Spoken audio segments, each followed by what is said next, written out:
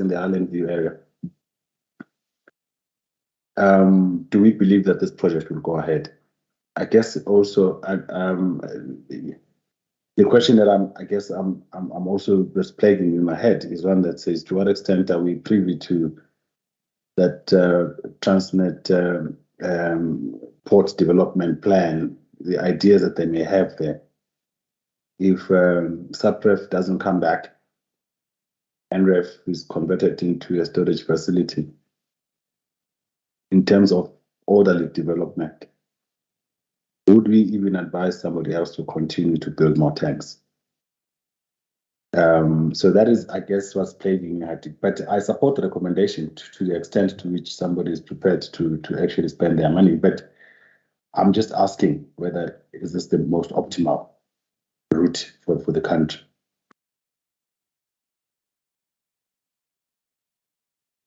Thank you very much, Mr. Comedian.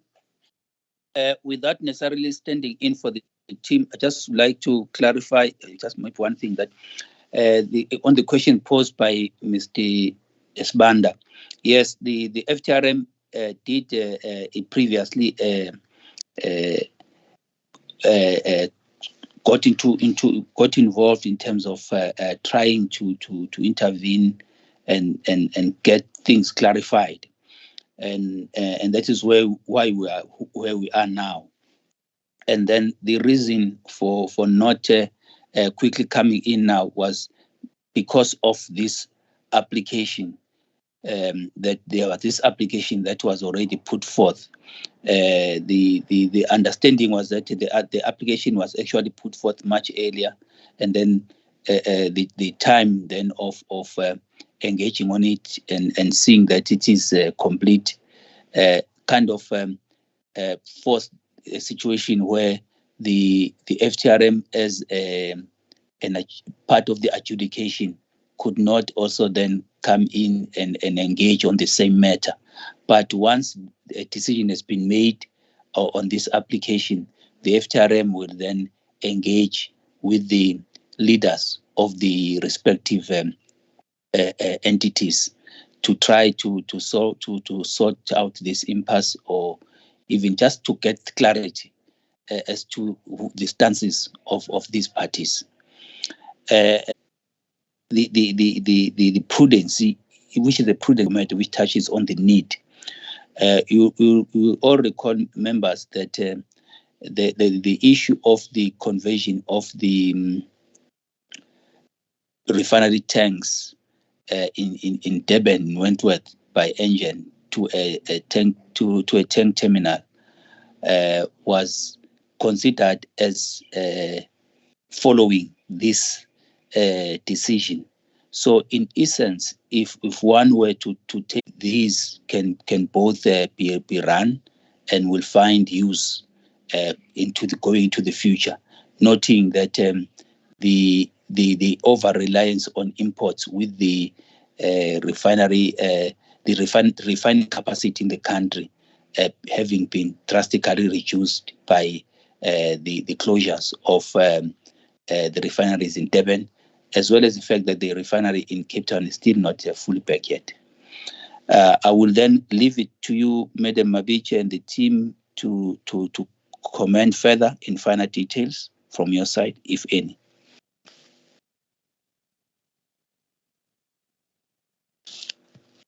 Yes, Martin, you may come in, Mr. Untit. Thank you, Chair, and good morning, members. Without being long, I think Mr. Mkhizi's recorded the essence matters, but I think all I wanted to say in response to Mr. Sibanda's question is that the group CE and all the senior group executives has been copied on every communication, if I can put it that way, in terms of us doing the analysis and engaging with Transnet. I've tried to speak to the Transnet property CE. We were not successful in terms of that. And then there was a comment from our legal colleagues in terms of why we haven't used the MOU with TMPA. But these facilities currently falls outside the port limits. And we actually have communication, and in a meeting with TMPA, they confirmed that currently it does not reside with them. And then that links to Mr. Gumeri's question in terms of the most optimal route for that. I think Mr. Mkhize summarized it well, remembering that there's also, and this is public knowledge, Lanele, that's in a way in a similar position as another concession holder for Ambrose Park. And then Mr. Gumeri, the port master plan for Durban is published on Transnet's website. There's been meeting and engagements with lease holders, and we will also add that again on our agenda when we meet in the next few weeks with TMPA in terms of our meetings, to try and see that these matters can or be clarified in terms of what. But currently it's outside the port. The port plan, master plan, actually envisaged that some of these tanks be built there to free up the actual berth area in terms of bringing in ship movements. So yeah, I think it's a valid comment, sir, but yeah, we will be engaging with the TMPA also on this. Thank you, Chair. Thank you very much, Mr. Untit. But I also want to stress that in terms of the regular reports on the construction licenses, you will have then to ensure that these engagements are fully discussed there, so that it can members can be kept abreast of what is actually happening on the ground. Because we don't want a situation where we grant licenses and we are like aloof. We need to follow up and make sure that as part of our compliance monitoring and enforcement, to ensure that indeed those licenses are being used for the purposes for which they were issued. I will stop it at that, and I would like to know from Mr. Kumet and Mr. Sibanda if you've been responded to adequately from your side. I'm covered, Chair. Thank you. Thank you very much, Mr. Sibanda. Mr. Kumete.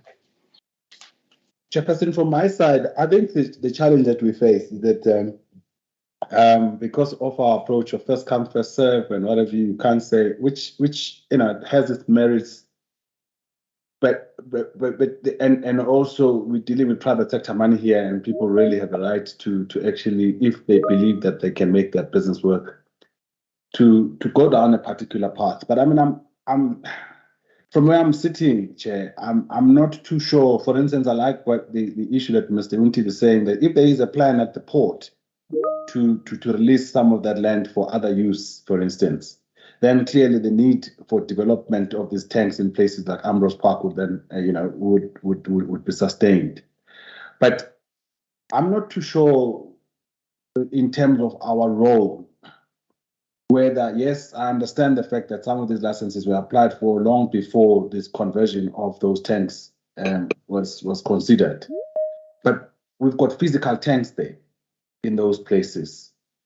Now, if one is envisaging building something new when there are physical tanks there, the question is, optimally, what is it that we can do? Because we are entrusted with, and what we can do and what we can advise, because we are entrusted with the thing of orderly development. So that's all I'm asking, I guess, what sits before us, which, as I said, I support. But we need to consider that, Chair. Thanks.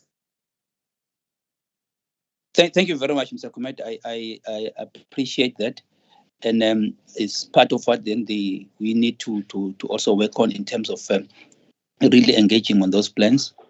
I would also like to make it known to this committee that also engage with the Department of Mineral Resources and Energy, the officials there, and the indications were that in 2024, the amendment survey where you could have a bidding process like the Section 34 determination in terms of the Electricity Regulation Act, is something that we would like to have it considered, the amendment in that regard, noting that yes, there are some advantages also that one would get in a first come first serve situation, but we need to look at what's gonna best serve our country going forward, and that matter would be included then. I will just leave it at that for now, and I'm happy that members have been duly responded to. In terms of the recommendation, the request is for the Petroleum Pipeline Subcommittee to consider and recommend to the energy regulator, 1, NAPO's application for the amendment of licenses issued to it for the construction of a petroleum storage facility and petroleum pipelines in the Ambrose Park area, Durban, KwaZulu-Natal province, seeking to extend the construction commencement period of these facilities by 18 months from 19th April 2023 to 19th October 2024. 2 is the RFD document attached hereto as Annexure 1. And third and lastly, the addendum to the license conditions, which is attached as Annexure 2. By show of hands, members, if you do support the recommendation. Thank you, Mr. Sibanda. Thank you, Madam Semane. Thank you, Mr. Kumete. I also do support the recommendation. This then dispenses of items 5. We then move into item 6, which is the decision and reasons for decision on the Strategic Fuel Fund Association tariff application for storage and loading facilities in Saldanha Bay, Western Cape Province. Over to you, Madam Twa, and your team.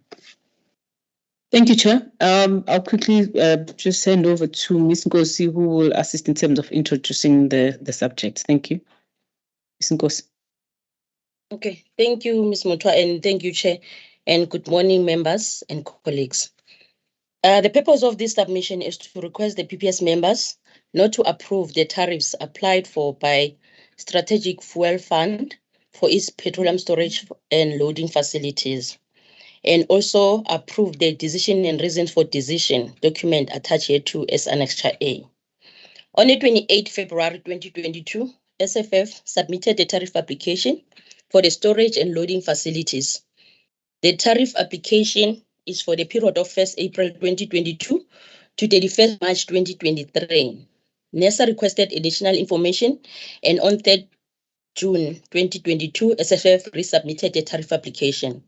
The tariff application was declared adequate for processing on the 21st June 2022.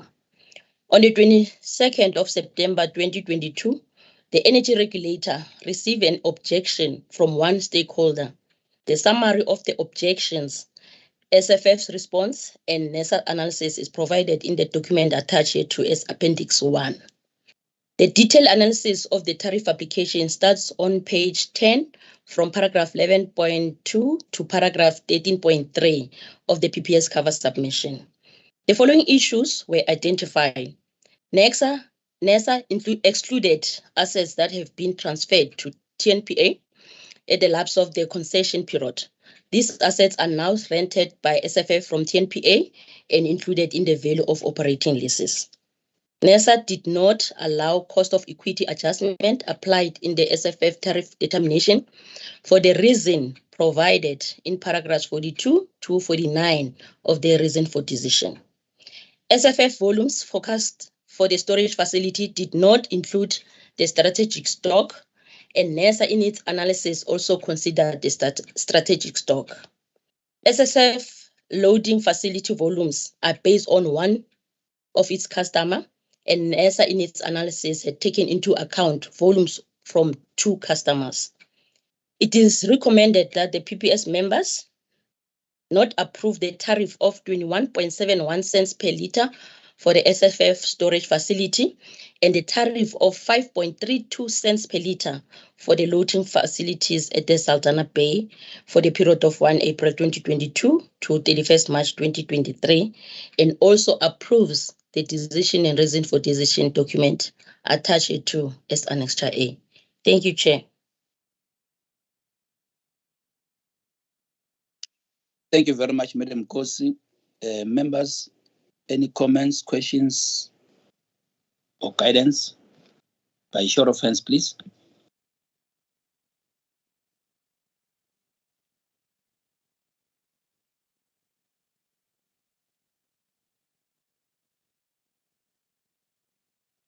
Mr. Kumet and then Mr. Sibanda. Madam Simani that has handled it. But anyway, Chair, on this one, I think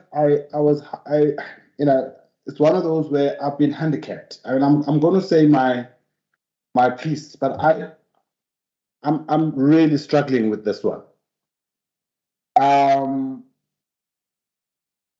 For me, there are some comments. For instance, I'm going to just go through the comments one by one. So on page 7 of 15, the last comment there, the members requested OTMS to provide the view on whether capacity-based tariff should be determined for whatever. I mean, even the answer that's given there, there's an answer there that's given in terms of the highest prices for international clients. For me, I find this, and maybe that's the thing. Maybe I should just indicate my discomfort with the whole thing. Firstly, when we do this analysis, I know that our law in respect of 10 kg does not distinguish between international trade and trade in South Africa and all of the product that is stored for use in the country. But it treats it as the same. But do we at least have an idea of what SFF's business model is? And to what extent does that business model talk to the OTMS business model, for instance, or any other storage facility that's intended to service the deal? Is that, for instance, it then talks about contango. I mean, these markets can be in backwardation, these markets can be in contango, but the whole point is that the value of storage, for instance, when there was a problem with lack of refining capacity during COVID, that value of storage would have shot up 10,000 times, for instance. Whoever had storage so that the ship could offload would have gotten a premium from that. Now, to what extent do we understand that and integrate it in our decision-making framework? I know it's not provided for in the Act. And therefore, sometimes when these matters then come before us, it just, and I have asked this before, to what extent are we rendering a real business opportunity and by our decisions making something that is legal, making as if somebody has committed a crime? I have real serious concerns around this particular application, Chairperson. I don't know to what extent if something is not deemed to fall within, as much as we have, and we're going to discuss this in the committee, the issue around the determination of bulk, certain things that make logical sense to not go down a particular route. Is this not one of them? And therefore, I mean, the whole issue is if one, for those that have been to or attended, went down to that facility, the issue around whether you need the third arm or not, who's to say we don't? In that business, when it's run and it's run efficiently, and there are trades that are happening. Who are we to judge whether? Also, when you've got somebody who is objecting and has got vested interest in their objections, and we know what's happened in terms of the Chevron business there. I mean, do we really? How do we treat this, Chair? All in all, I will not be in a position to vote on this personally. I am truly struggling with this approach. Thanks.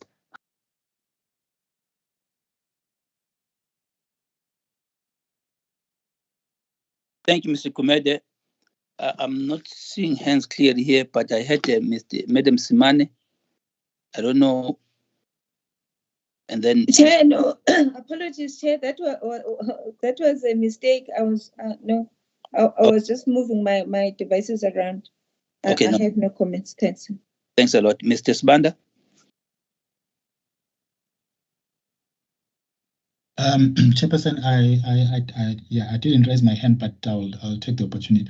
Chair, I support the recommendation, and look, for me, I think we've come a long way in trying to have SFF having an approved tariff, and it's unfortunate that they probably then used a different approach in calculating the RAB, networking capital, and all of that.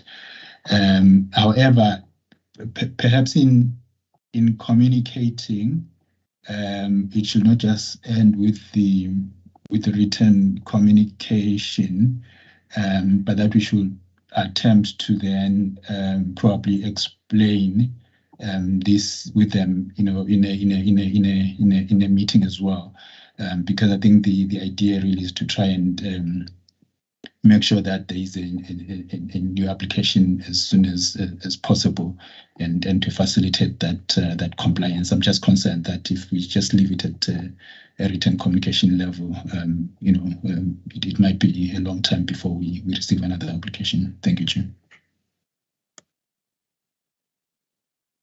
Thank you very much, Mr. Spanda. I think whilst I note what Mr. Kumede has put forth, I would say that these would be concerns for any conscientious player in the sector, especially being put in our position. I have tried to, I've engaged, not say tried, I've engaged SFF on these matters before the application was lodged, because you note that there were previous ones that were deemed inadequate and then had to then lodge a new application. But despite that, there are also matters that I feel that there will be between SFF as a state-owned entity to also engage the amendment of legislation accordingly, so that the legislation can then talk to their business model and be able to assist in the interest of saying incorporation. Also a bit different. I think it will help also if the team, I would say we need to have a workshop post this decision, looking at matters that pertain to crude oil storage overall in the country, including the fact that there was a decision afterwards to have OTMS, and that has got its own dynamics, and we need to look at those dynamics, what they mean. Where that is also one reason why we thought taking the members to a planned visit, going to in terms of having insight into these things. But I think that when it comes to crude oil storage broadly, we need to really thoroughly workshop this post this decision. But the decision itself, for me, the law provides, and what the team has all that we are saying is that we are not going to do things in a mechanical. We need to be alive to the challenges and balancing the different interests because it then goes into the consumers as well as the issue of the sustainability, noting also the challenge of refining capacity in the country having been almost disseminated at this point in time. So it is from that perspective that I can't really go further than this. I don't know if that will change your stance in terms of not voting on this, but let me hear from the further response from you, Madam Chua, and the team. Chair, thanks. I was just typing that the issue of the workshop, I thought it is about time that we have that so that we are able to then matters. I would acknowledge that Mr. Gumede has raised this issue before, so we indeed need to look into it in detail and have a discussion then going forward. I'm not sure if Ms. Bogo has anything. Yes, Chair. All right. I just wanted to also touch on the issue of the third loading arm raised by Mr. Gumede. As we were processing this application, we were also probed on the necessity of the third loading arm. In terms of the prudency guidelines, we needed to check the necessity, value add, and also cost benefit, do some cost benefit analysis. From the information we got from SFF, it was indicated that the third loading arm would actually contribute to efficiencies as the flow rate in terms of loading and the ships would increase. So at this point, with the information that we have, it actually meets the necessity test as provided in the prudency guidelines. And then we will hold the meeting suggested by Mr. Sibanda to also discuss the decision with SFF post this decision. Thank you, Chairperson. Yeah, thanks, Madam Bob. And on that issue of whether you've got 2 arms or 3 arms or 4 in terms of loading the product, I think that an entity like NERSA also contributes a lot in terms of ensuring efficiencies, especially when one looks at state-owned entities, because of the outcry out there that there are a lot of inefficiencies, and therefore we should take it that it is in our purview to ensure that we look at whether those investments are prudently made and efficient by way of probing, and therefore we're not necessarily saying that they should have this and not have that, but we're saying is what they want to have prudently going to be prudent and efficient, and therefore assist the country in that manner. Hence, then the need to probe and be able to get answers. But in terms of understanding the business model and the dynamics therein, and how this could be dealt with in a manner that still also serves the country best, we need to then have that post decision engagement and workshop in the context of the recent development in the sector. I would leave it at that, Mr. Gumede, from my side. And then members, by show of hands, if you support the recommendation, which is for the Petroleum Pipelines subcommittee to not approve the tariff of 21.71 cents per litre for the SFF storage facility and the tariff of 5.32 cents per litre for the loading facility at the Saldanha Bay for the period 1 April 2022 to 31st March 2023, and to not to approve the decision and reasons for decision document, which is attached to as Annexure A hereto. By a show of hands, members, if you support the recommendation. Thank you, Mr. Sibanda. Thank you, Madam Simane.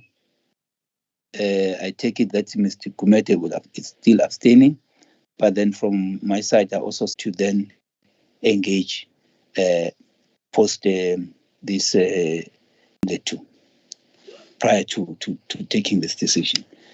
Thank you. We'll then proceed. We skip item 7 as it has been withdrawn. We go to item 8 by move fuel for its petroleum storage facility located in Solendam, Western Cape Province. Over to you, Madam Twa, and your team. Thank you, Chair. Chair, Mr. Mahlangu is on leave, and Mr. Ndlovu will assist in terms of introducing the tariff. Thank you. Through you, Chair. Mr. Ndlovu, please come in. Okay, thank you, ma'am. Morning, members and colleagues. This is a tariff application by Movefuel for its petroleum storage facility in the Western Cape Province for the period 1 March 2023 to 28 Feb 2024. The tariff requested for approval is highlighted on page 10 of the submission and page 14 of the decision and reasons for decision document. The difference in the tariffs calculated is mainly due to the trade receivables value provided on page 12 of the RFD. It is further worth noting that the facility is below bulk with a fairly low PPE value. It is therefore recommended that the PPS approve the tariff applied for by Movefuel and approve the decision and reasons for decision document. Thank you, Chair. Thank you very much, Mr. Ndlovu. Any questions, comments, guidance, members?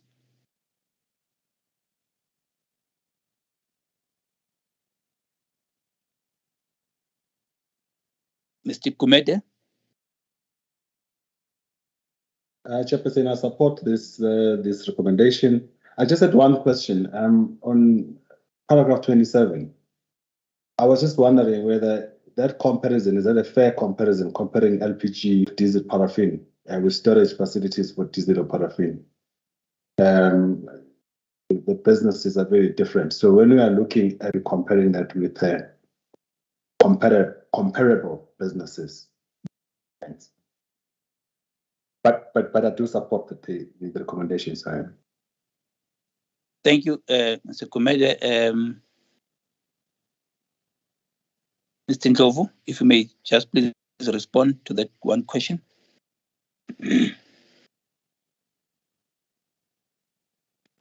Thank you, Chair. I had consult. It's actually engine and not easy gas. So there was.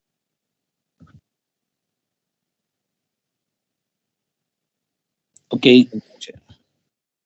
Noted. Then please just effect that, because then you are now comparing April recommendation, which is page 10 of 10, like 10 of 10.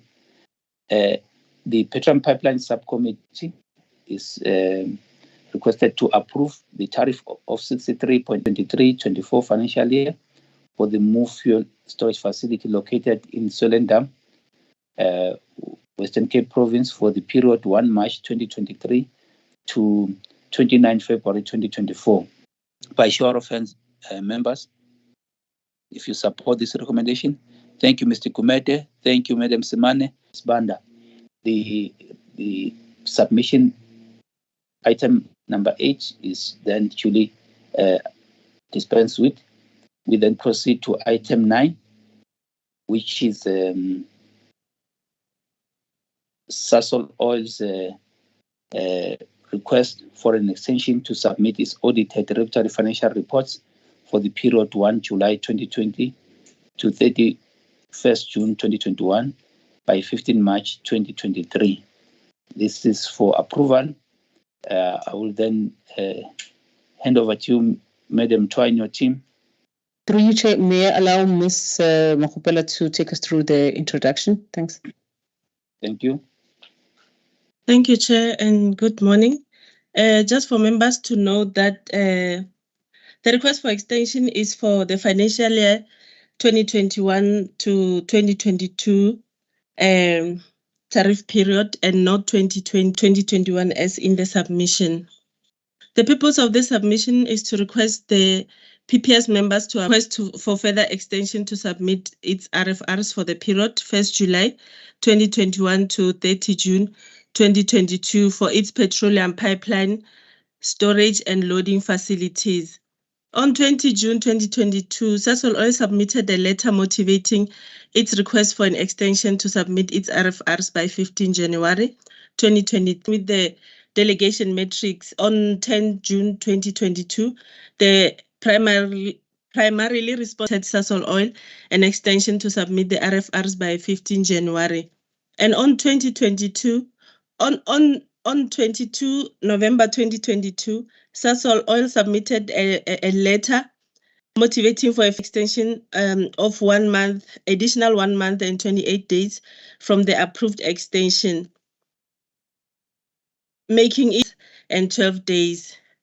And based on the motivation submitted that the PPS approves Sasol Oil's request for further extension to submit its RFRs for the period 2021 to 30 June 2022.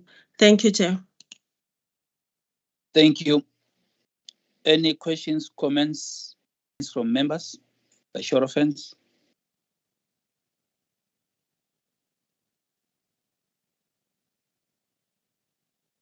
Mr. Swanda, sir? Out of alignment between our processes and that of Sasol. However, for this particular application, it's not clear to me how then our processes are going to be impacted, and whether there are any applications before us that might actually be impacted request. So I wasn't quite clear why is the support, but I'm not sure how the internal processes. Thank you, Chair. Thank you very much, Mr. Sibanda. I will make that one very clear, and then related that too. So please respond.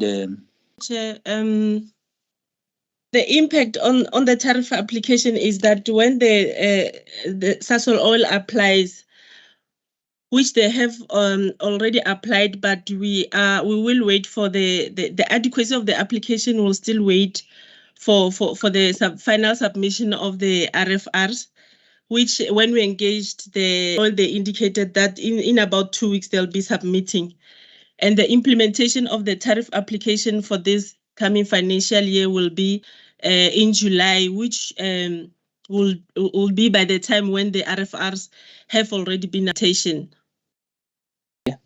Without really, we need to preempt this kind of a question. Okay, thank you. And then, Madam Boko, do you have anything to say? I saw your hand going up. I'm now covered, Chair, by what Ms. Mahopela said. Okay, thanks. Then, the recommendation is that the PPS approves Sasol Oil's request for a 4-month and 12 days extension to submit its audited 2021-22 to the RFRs by 15 March 2023. By show of hands, members, if you support that. Thank you, Mr. Sibanda. Thank you, Mr. Support the recommendation. This then takes us to item saying that at this stage, I just want to signed off by Mr. Kumete, who really assisted us, he was having a lot of issues that he had to deal with on the electricity side. So, Mr. Kumete, thank you very much. This is much appreciated from my side. May we then proceed then to item 11, which deals with for the implementation of an efficiency adjustment factor in the allowable revenue formula under the rate of return regulation for a monopoly firm. Over to you, Madam Yokwane. Thank you, Chair. Good morning, members and colleagues. The research paper is the third and last component of the research that fits into the review of the tariff methodology for the setting of tariffs for petroleum pipeline facilities. Because the petroleum pipelines market dominated by Transnet, by the Transnet Pipelines Network, this main factor in the allowable revenue formula under the rate of return regulatory framework for a monopoly. The efficiency benchmarking involves comparing entities in respect of their production of a set of outputs from a combination of inputs. And it's usually carried out on a number of regulated entities in a single country rather than comparing one entity such as Transnet to multiple entities in other countries. And so the preliminary findings are outlined in paragraph 2.9 of the cover submission, The key implication is that these findings and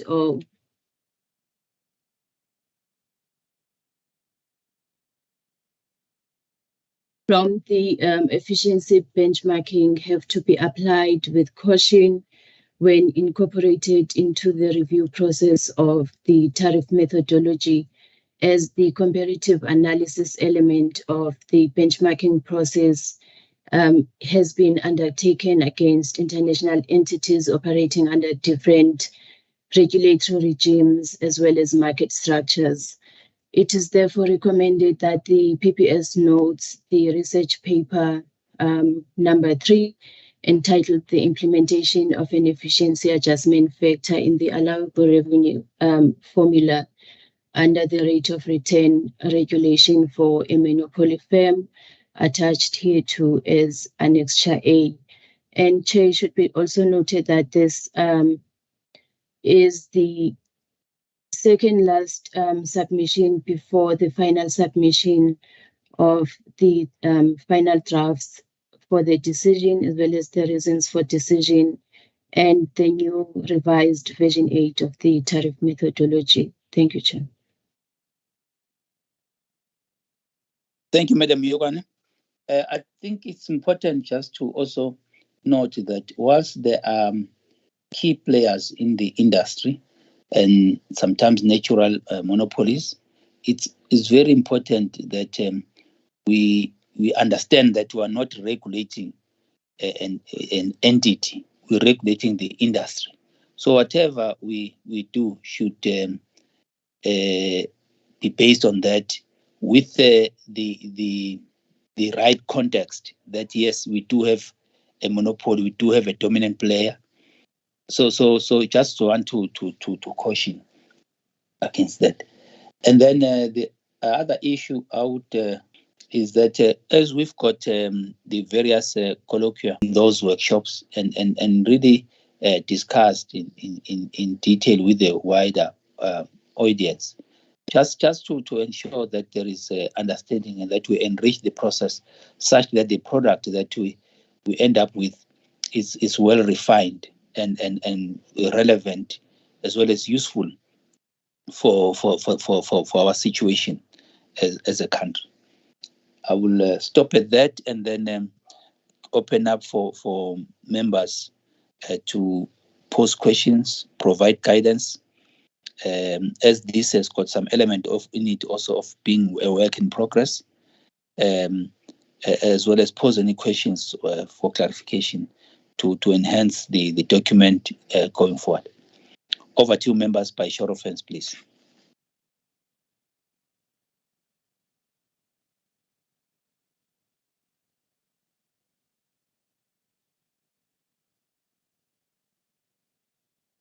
The committee. Chairperson, I must admit, I wasn't sure that you raised my questions on this one, but again, because it's one of those that I know that we are not all aligned in terms of approaches, and which is okay, but sometimes, you know, one doesn't want to seem like they're imposing one's views. Expand, well, maybe just request the team as they write this to expand a little bit on for share pipelines and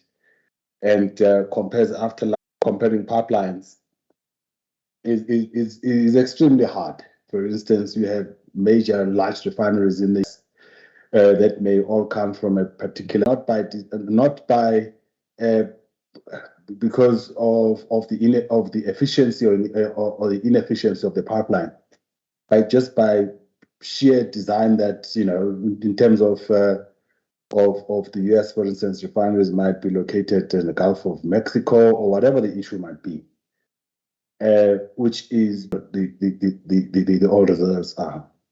So when we do comparisons, I think it would be useful that both in terms of geography or any other that says, why do we call those particular pipelines TPLs, PS? Just an enhancement on that. 29.2. I must admit, So the comment there, the certain in the last sentence. For me, when I read something like this, I would say, okay, the NMPP could well have been designed as a 24-inch line to when all the pump stations are working. They're designed to actually push X amount of volume. Now, but TPL does not create those volumes. There must be demand. Yes, you create the infrastructure, the highway, to be able to say, in the event that those volumes are recognized, are realized, that you'll be able to push those volumes. And you've designed that with the view that the pipeline will probably last 50, 60 years. Now, when we say statements like that, it just says to me, but TPL doesn't pump volumes. It can't pump volumes it doesn't have. So I think we might have to rephrase that paragraph. It doesn't, for me, it comes across incorrectly. Paragraph 32. May you please just repeat the paragraph, sir? It's 29.2. So it's that one that talks about, in terms of if it's an efficient, but anyway, I'm just simply saying that TPL can't pump volumes it doesn't have. So you design something for a particular size, and the volumes would increase with time, hopefully. They might decline also. But the point is, Transnet can only pump volumes that it does have. And in fact, sometimes it may want to actually, even if it's a multi-product line, it may want to have certain amounts of slugs such that to prevent intermixes and things like that. But it's got nothing to do. It's very difficult to judge Transnet on volumes that it doesn't control, because it's only a service provider. So I was just saying, can we rephrase that? Paragraph 32. When we say most regulators, I couldn't help but think, which regulators are you talking about? FERC, which one? But even if it's a FERC, but which pipelines were those? Canada, those large trunk lines from Canada into US, or from Mexico into US, which lines? What were the conditions? So that when you give a reader a comprehensive thing, so that even when they choose to go and actually look at this themselves, they may also perhaps reach the same conclusion you have. But I would expand on that. For me, just left the questions: which regulators and under what conditions. But I think on paragraph 34, on the regulation itself, I just thought, and again, this is where I say, I know we differ a lot on this, but I do not believe that it is correct mixing competition economics with regulatory economics. They are very different, not just in the fact that one might be ex post and the other ex ante. The approaches are fairly different. I know that the dominant one in South Africa is competition economics, but in other domains, the other one is also very dominant as well. But it's just a view, and I think whatever that we say, I think it's going to be important that we understand the differences, just also to make the reader understands that there are major differences between these approaches, competition economics and regulatory economics. Thanks, Chairperson. Thank you very much, Mr. Kumed, for those comments. Just to also include the fact that in working on these, just to understand also the peculiarities, because it's not that you might get something out of this to say, this is the way this is what scientifically you're getting out, but then you need to also put space for judgment in terms of understanding the business rules that are applicable. Judgment in terms of the level of pre-investment that needs to be made, because these infrastructure projects, they come and make step changes. So with the pipeline, the good thing is that you may decide, like it has happened with the Transnet case, that yes, you do have a bigger pipeline, which was bigger than what the entity wanted to do, because government deemed it important to do it like that, and did assist in terms of the financial injection. But there is also an opportunity that you can then put pump stations as the because we don't want a pipeline that is soon going to be constrained within a short period of rules that might be applicable in a sector that could either stifle or promote efficiency of the business and the market as such. And when making comparison, let's also not forget the issue of part dependence, where, for example, you would have pipelines, purpose them, and because of that, they seem to have been efficient. Like when one would look at issue of I remember at one stage one was looking at the issue of shale gas in the US, and then you find that because there were already pipelines that were outlaid, not necessarily for that purpose, but for that, and it became efficient. But it's not something that was done from scratch. In the same vein, like we've got facilities in the country that were done before the stringent EIAs, and now that you've got stringent EIAs, it's a different ball game altogether. So to look at the issues of part dependence, but I'm not necessarily saying for this one, even for the whole project at the end of the day, because this is just an element that contributes to the bigger project of ensuring that we've got efficiency adjustment factors included in our tariff determination, because we're trying also to deal with the, Mr. Kumeti will appreciate that, and I think we've also said it on the electricity and gas side, that you've got a perverse incentive where when the volumes go down, the tariff goes up, and one envisages a situation where if the volumes go down, normally in a normal business, you would even have lower prices to try to entice customers to use your facility. So it's from that angle. So for me, I appreciate what Mr. Kumet has put forth, and therefore the need for the workshopping of all of these prior to the conclusion of this whole project, because as I said, this is just contributing a small portion to that project as a research paper. But Madam Yogan, if you may just respond, noting the other issues for enhancement, and I hope then you also, Julie, enhance this paper along with what has been put forth. Over to you. Thank you, Chair. And yes, we do agree with the response that you have provided in terms of enhancing and this being a bigger project, and it's a working research process as well.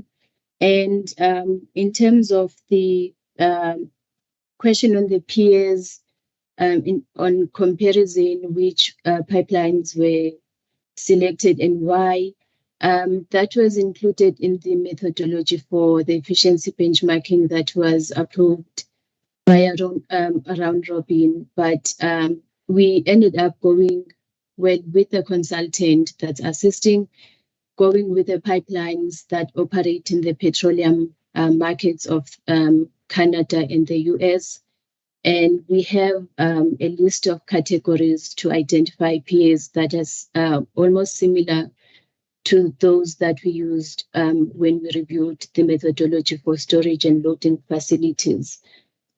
So we just broadly focus on the distance that the pipeline, of the pipelines that carry different products, for example, crude oil separately, and those that carry the refined products from the harbors to the refineries, as well as the type of the transmission pipelines, amongst other characteristics.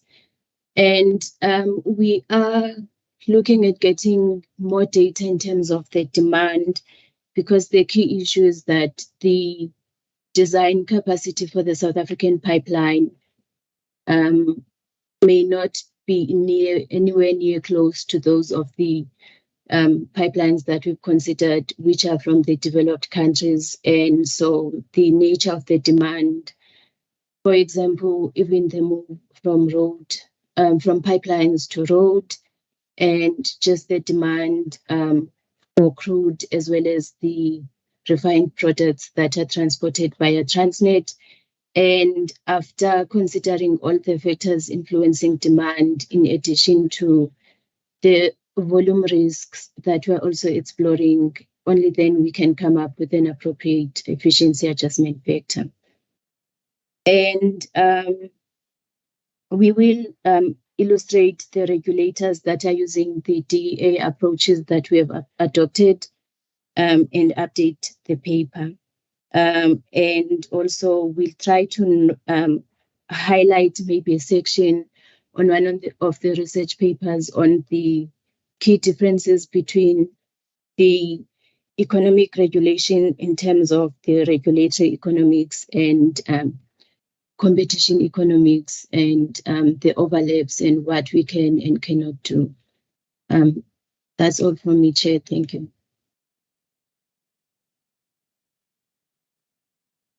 Thank you very much, Madam Yogan. Having then gotten the responses, I hope Mr. Kumeti also covered. The recommendation is actually for the Petron Pipeline Subcommittee to note the research paper entitled Research Paper 3, which is the implementation of an efficiency adjustment factor in the allowable revenue formula under the rate of return regulation for a monopoly firm, which is attached as Annexure A to the submission. By show of hands, members, if you support the recommendation to note this research paper. Thank you, Mr. Kumete. Thank you, Madam Simane. Thank you, Mr. Sbanda. I also note the research paper. Let's then proceed to item 12, which is the prudency review report number 4 on quantifying the impact of the findings of the study on the prudency for Sunrise Energy.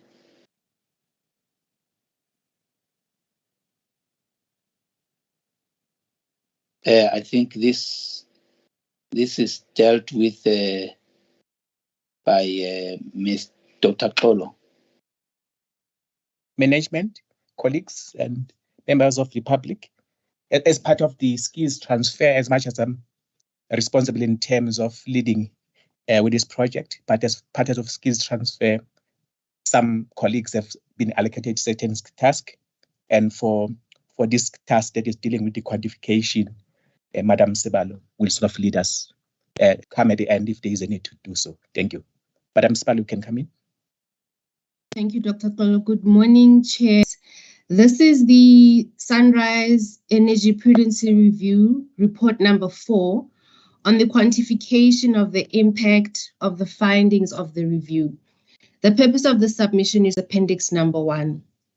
Section 5 of the report, or section 5 of the submission rather, provides details of the report submitted to PPS for noting thus far. Section 5.8 indicates the comments made by the NERSA team on version 1 of the report number 4. Section 6.8 and 6.6 of the submission lists the key findings made by EPCM on quantification of the prudency of the findings of the review thus far. Deliberations of the previous report and way forward pertaining to the review are in paragraph 7.1 of the submission. It is therefore requested that the PPS, or it is therefore recommended that the PPS notes the Sunrise Energy Prudency Review report number 4 on the quantifications of the impact of the findings attached here to as Annexure 1. Thank you, Chair.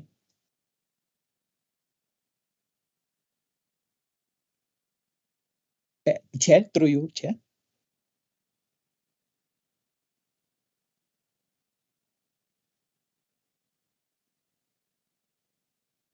Dr. Kola, I was waiting for someone else to finish if you So it's from your side, everything is complete? Yes, sir. So I also like to add that because what we're presenting, what members have got is report 1. It's the first draft. Sorry, it's the first draft. So we have recently received a revised draft, which sort of incorporate the comments that we made. But with the first draft, which is before the members, is dealing with phase 1, which deals with making sure that things balance out. What I mean by that, just unpack it. Let's say in terms of checking the documents, we feel that for a particular contract, we see the amount is inflated. When it's inflated, what it translates into, you can say is imprudent. But now, there is another scenario. A scenario where is understated the amount. In that case, you can't say is imprudent when it's understated.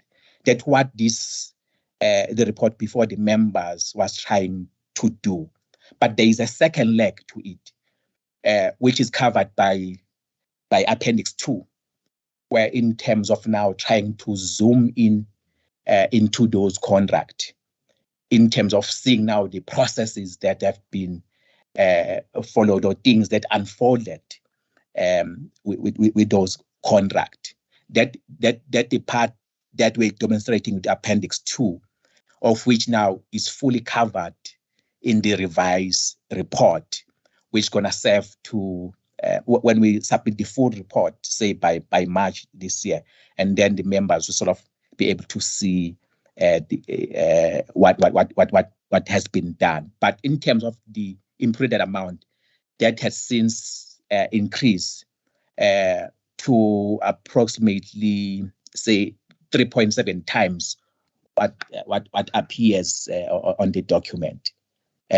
So I thought I would need to bring that information, that this one is dealing with phase 1, only there's phase 2 into it, which is demonstrated by Appendix 2. Thank you.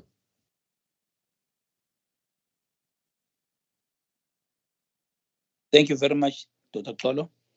Members, any comments, questions, or guidance to the team? By show of hands, please.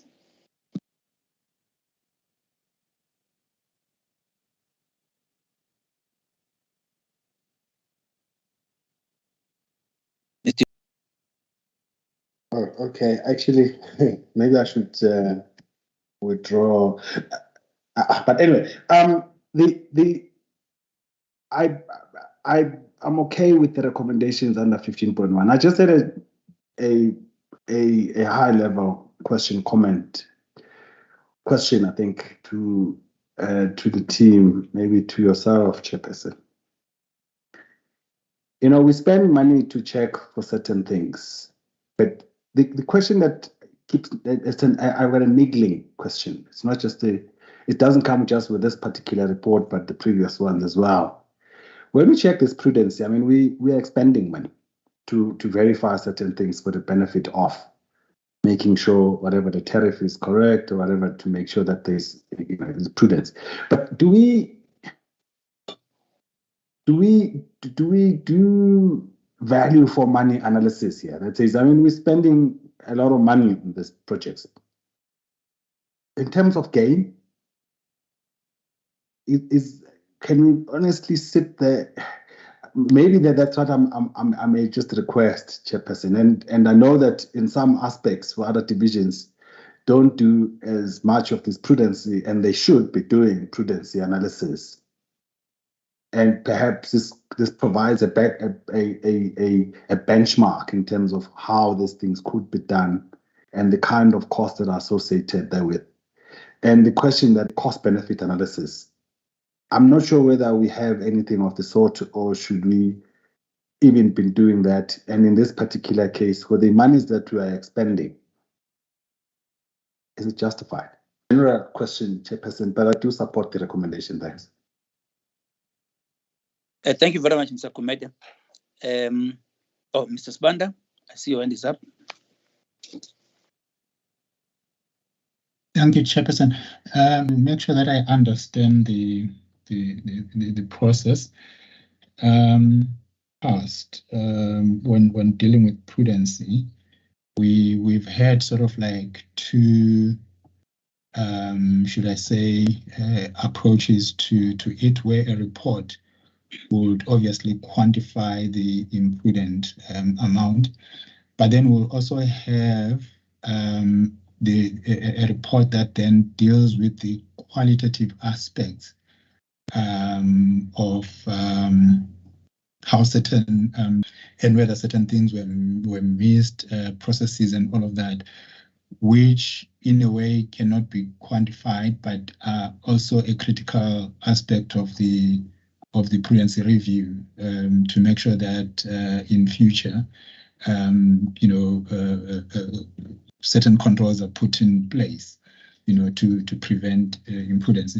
So of all the reports that we've dealt with up to so far, I'm not sure I've seen that part, and I'm not sure that's what Dr. Polo is referring to as the phase 2 of this specific project.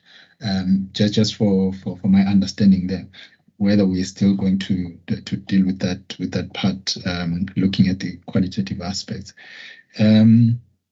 And then, Chair, previously we actually had requested the team to tabulate all the instances of where information was missing, and then it was submitted, because in all these reports and steps, you will note that there has been missing information, even in this instance. If you look at paragraph 7.1, where the team is saying Sandra submitted further information, and this is yet to be reviewed and assessed by the team.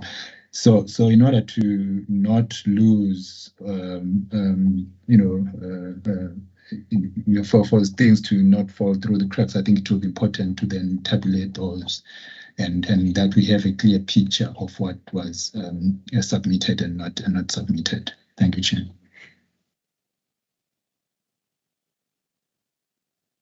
Thank you.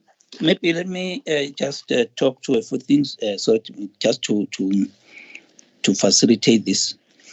Is that when it comes to the presentation, maybe the tabulation, you should, Dr. Koro, consider that how you then, if you are on deliver on draft report for you capture everything.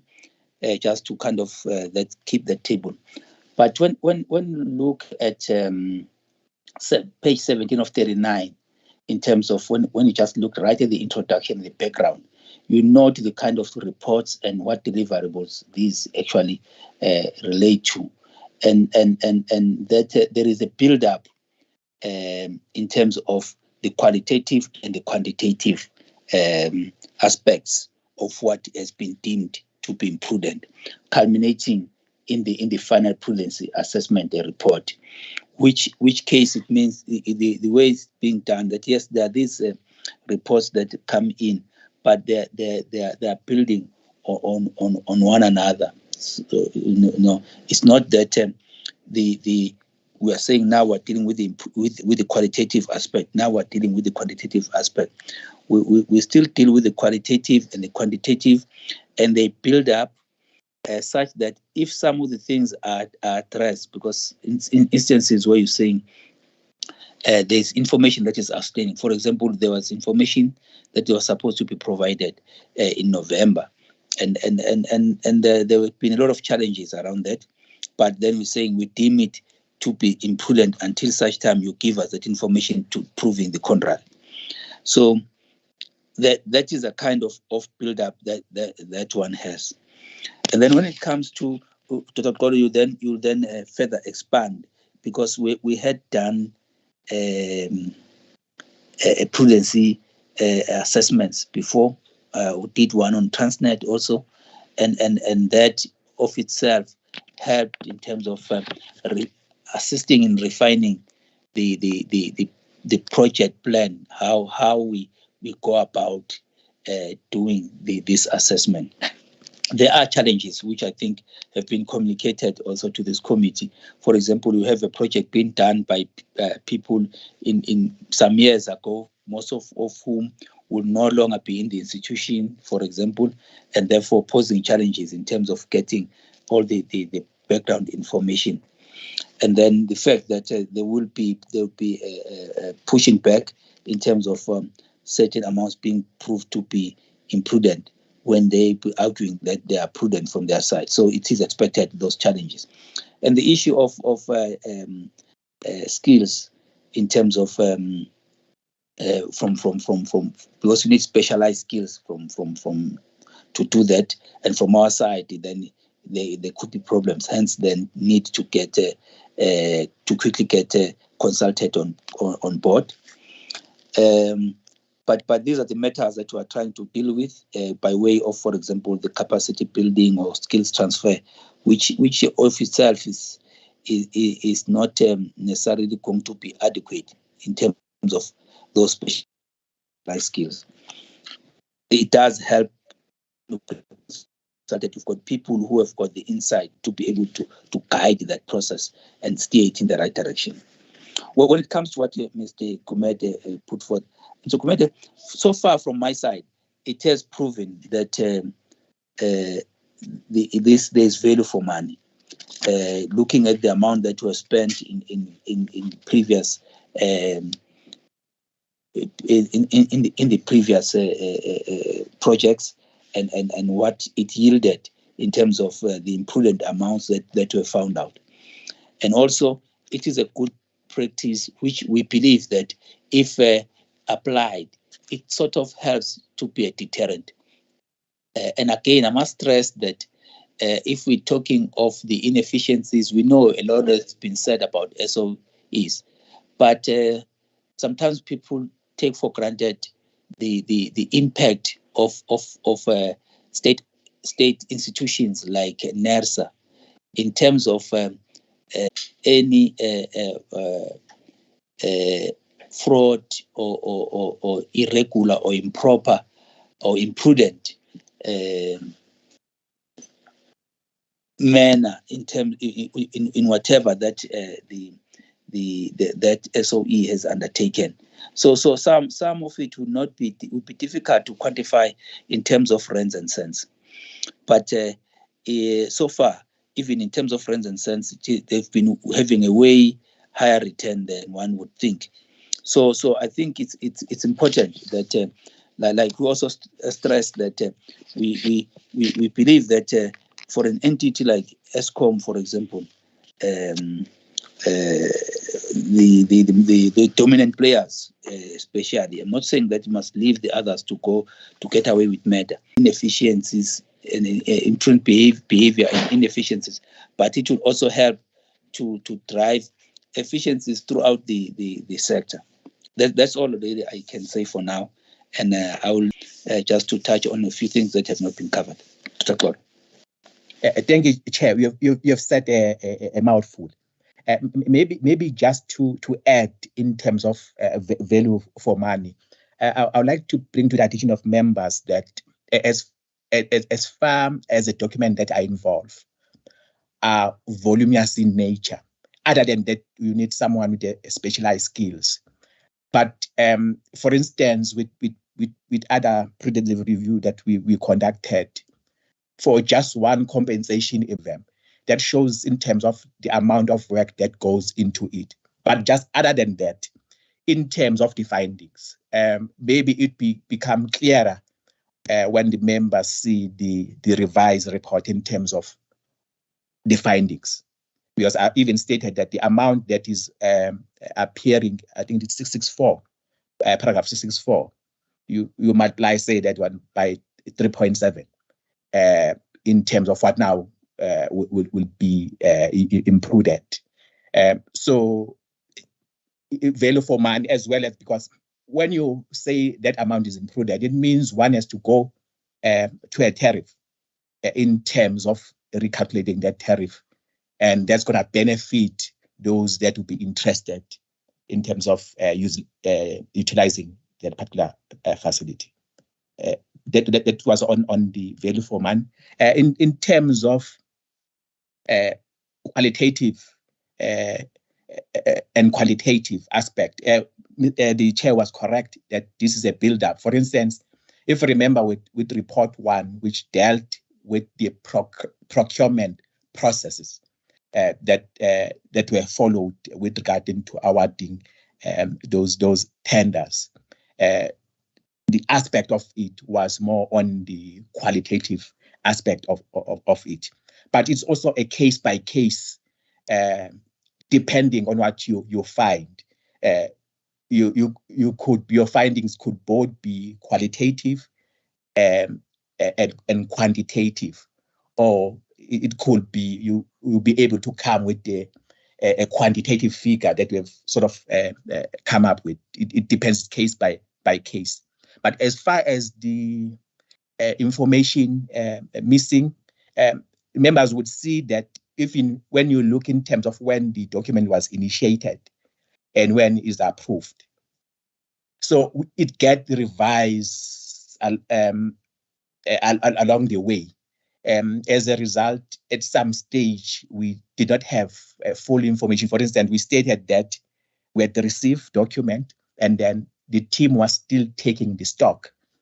But based in terms of what has been submitted now, which include phase 2, where you zoom in terms of into the contract, we have all that information. So we've been able, the only aspect that we can say we don't have all the information is when I was talking the scenario where is inflated, the amount is inflated. But according to the government that was received, we see that the amount should be less. And then the owners now will be on Sunrise to come and say, how did they come to that amount, which also which fed into tariff determination with that aspect. So that would be the only outstanding, if it's indeed outstanding, if they did not inflate. But as far as we're concerned now, we have all the information. It would be just a matter of for them to substantiate when they have the full report. Because in terms of the engagement that we have had, we did not share the full report because we are the report per deliverable, because we are not at that stage. The full report must first be adopted and then shared. We've been using the extract, so we've been developing what we call the discussion document in terms of the engagement, as demonstrated by Appendix 2. Thank you, Chair and members. Thank you very much, Dr. Tolo. With those responses, I hope members you are covered, and there will be a refinement. But let's keep improving in terms of the presentation of the facts or the outputs of these analysis or assessments. So we take that also as a way of continuous improvement from our side. The recommendation is that the PPS notes the Prudence Review Report number 4 on quantifying the impact of the findings of the study attached hereto as Appendix 1. Members, by show of hands, if you have the recommendation to note this Prudence Review Report 4. Thank you, Mr. Kumete, Mr. Sibanda, Madam Simane. I also support the recommendation to note this Prudence Review Report number 4. At this juncture, I would like to thank the members of the public that have been following us through the various live streaming platforms. We appreciate their interest in the business of NERSA, which does in one way or another affect the broader economy of South Africa. At this juncture, I would like to then consider the meeting, declare this meeting adjourned.